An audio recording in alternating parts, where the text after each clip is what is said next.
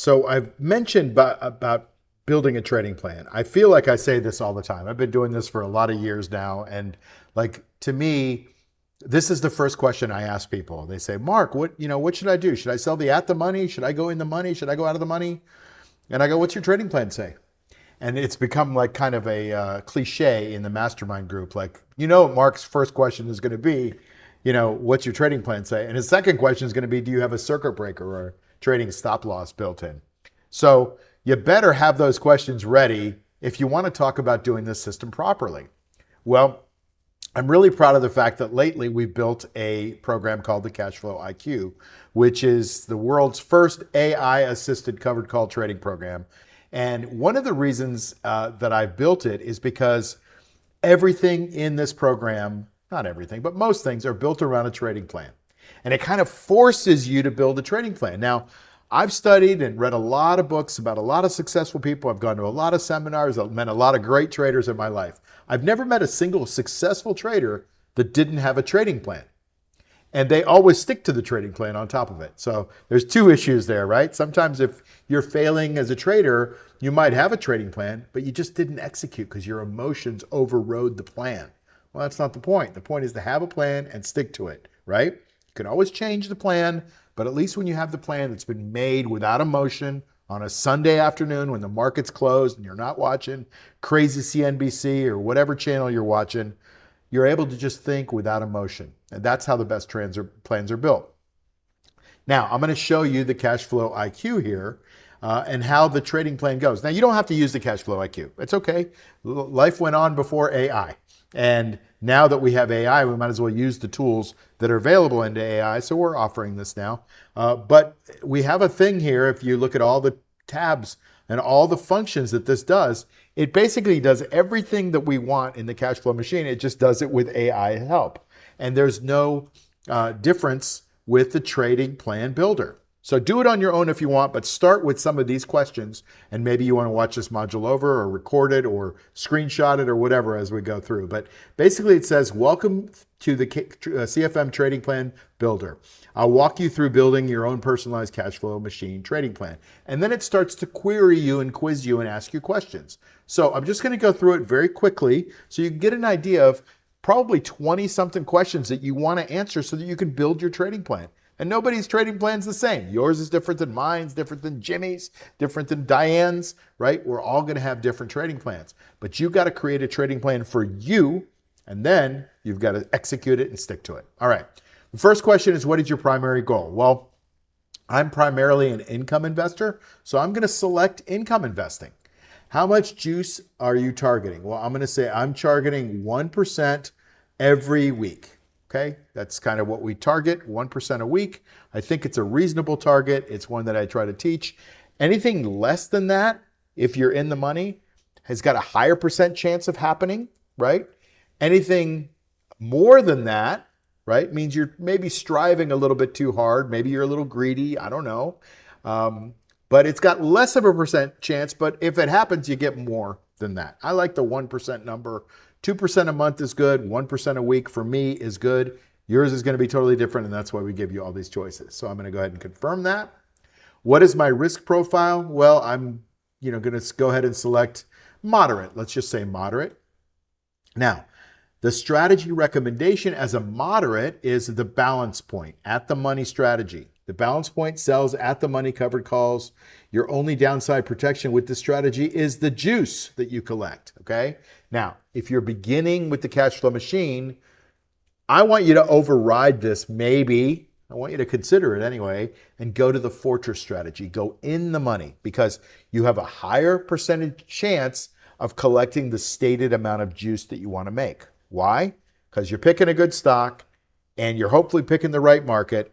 And if you're in the money, you have some protection to the downside. Plus, we have some other things that you can do to protect yourself to the downside when you're in the money. You don't get those choices at balance point very much and at rocket strategy very much, okay? So basically it says your income target is 1% per week. And based on this information, do you want to amend anything you just provided? No, go ahead and continue, okay? I'm going to zoom in a little bit here.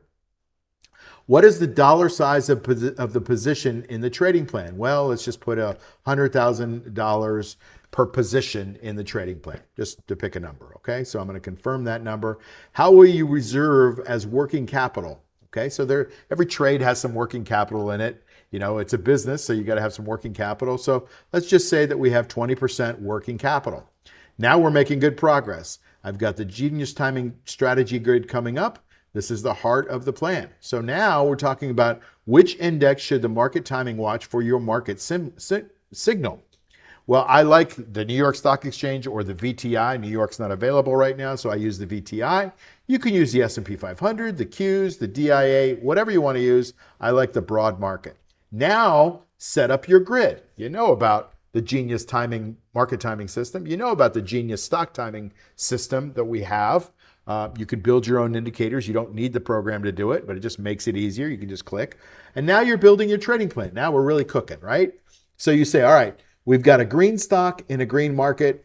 It's basically saying I'm conservative, so or moderate, we're going to go with the balance point.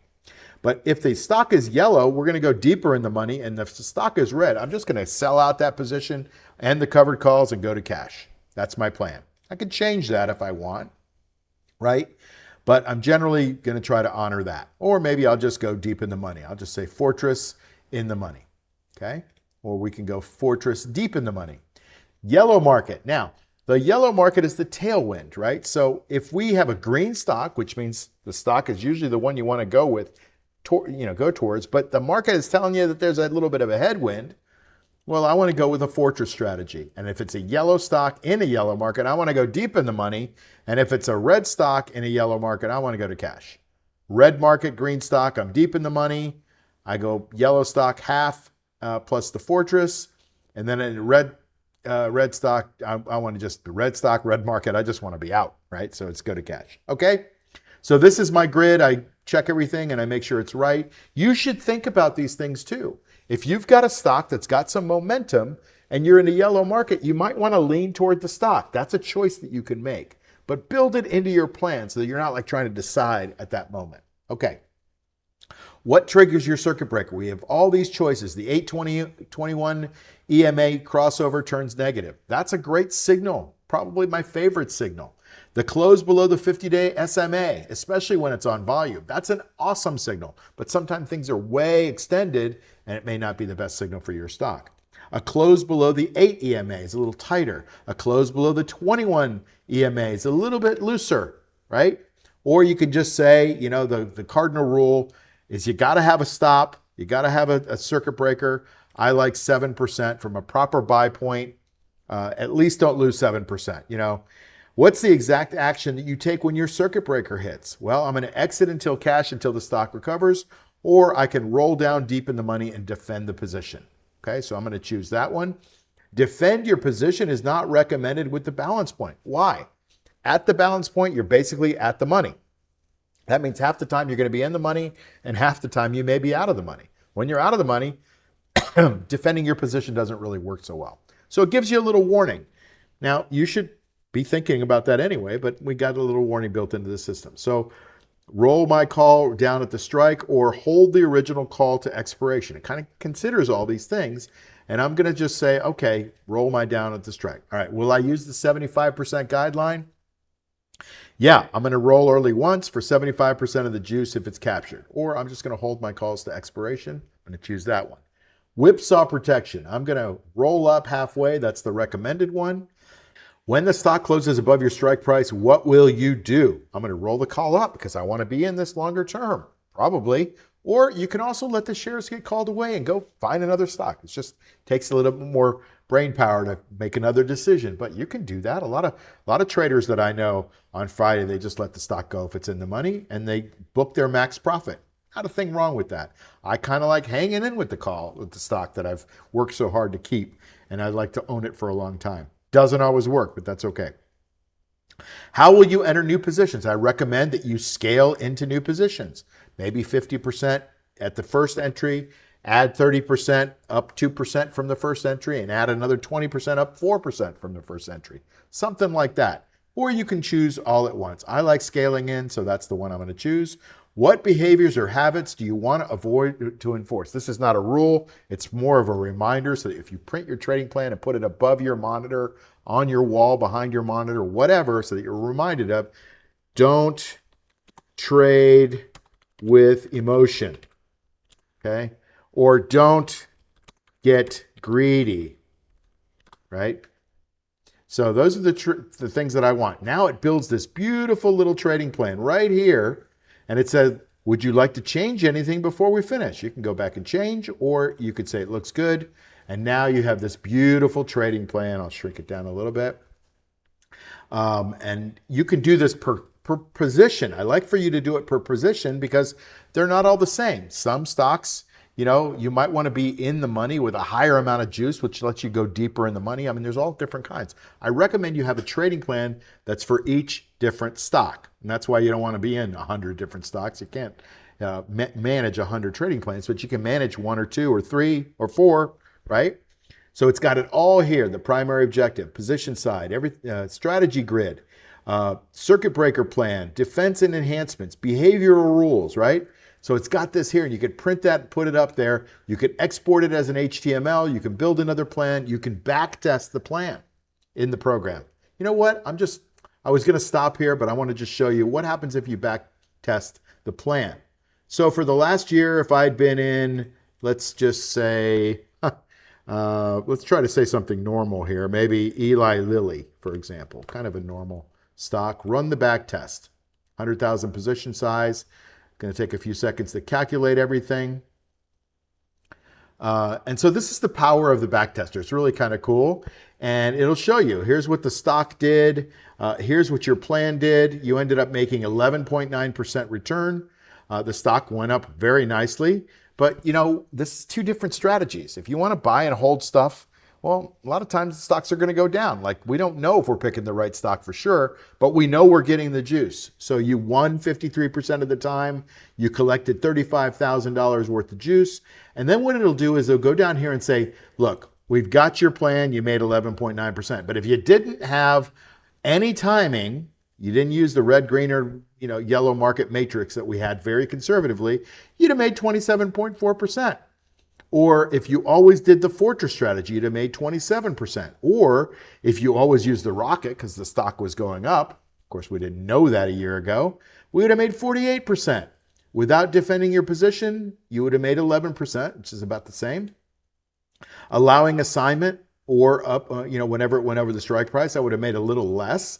Without the 75% guideline, I would have made this. Full rolls, 13%. No circuit breaker, 11%. So you can see, if you amend your plans and you go back and test them, it kind of gives you an idea. And then you can hit this coach review. I'm not going to go into the coach review, but that's basically like having me sitting on your shoulder, telling you what you did right and what maybe you could have improved, and giving you a full review of your trading plan. Pretty cool, right? And then, you have your historical trade ledger down here. It kind of tells you what happened and why it happened. And it gives you kind of a full run of all of that. And then it tells you, here's what some of the things that you could have learned. Here's the decade lesson, why conservative wins, and you could read that. So the backtester is really cool, but have a trading plan, guys. You don't need the AI. The AI is awesome. It helps you build the thing. But the main thing is not to not have one. And so many people get lazy in this department. And they go, well, I'll come up with a trading plan. I know what I want to do. I want to sell out the money all the time. Well, if you want to make God laugh, tell her your plans, right? And so make sure that you have a trading plan. Please, please, please. And if you ever call me, that's the first question I'm going to ask you. So you might as well have one, right? So if we ever talk on the phone, I'm going to ask you, how's your trading plan? And does it have a circuit breaker? And I believe in both of those things. But the trading plan is where everything begins. Have I hammered the words trading plan in yet? Okay, good. I'm going to keep doing it. And I just talked to somebody last week and they're like, you know what? My big mistake last year was that I had a trading plan. And most of the time I talked myself out of the rules and I lost money because the stock kept going down when I kept saying, you know what the words are, it'll come back, right? So the trading plan helps you prevent that emotional kind of decision making. All right, I'll see you on the next video. Bye. The information you just heard is for education and information. This is not financial advice.